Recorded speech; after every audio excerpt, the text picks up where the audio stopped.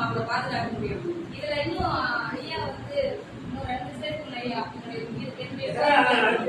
மரணம் சேர்த்துங்க, blood donate பண்றது சேர்த்துக்கோங்க. ஏன்னா இது ரெண்டுமே வந்து ரொம்ப ரொம்ப இம்பார்ட்டன்டா இருக்கு. எங்க பிள்ளைங்க ஓடிட்டு ஏன்னா நாங்களுமே வந்து சமூக சேவையில செஞ்சுட்டு இருக்கோம். நம்ம பிள்ளைங்களுக்காக வேற லெவலில் கொடுத்துட்டு இருக்கோம். எல்லாருமே நீங்க ஸ்கூல்ல பாத்தீங்கன்னா ஏதாவது ஒண்ணு செஞ்சுட்டு இருப்பாங்க, அதை வந்து பெருமையா பேசிட்டு இருப்பாங்க. அப்படி பாத்தீங்கன்னா நீங்க எந்த இடத்துல எங்க கொடுத்தாலுமே அதுக்காக முன்னாடி வருவாங்க. இப்ப கூட ஜிஹெச்ல ஏதாவது ஒரு விஷயம்னா எங்களுக்கு கான்டாக்ட் பண்றாங்க.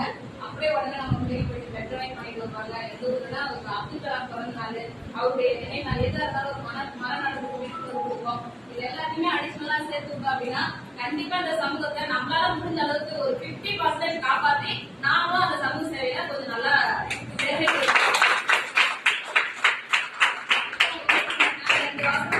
இருப்பதை கொடுப்போம், இல்லாததற்கு அப்படின்னு சொல்லிட்டு நான் இன்னொன்று சொல்றேன், உதவி செய்வோம், உதவி செய்யும் வரை அல்ல, உயிர் இருக்கும் வரை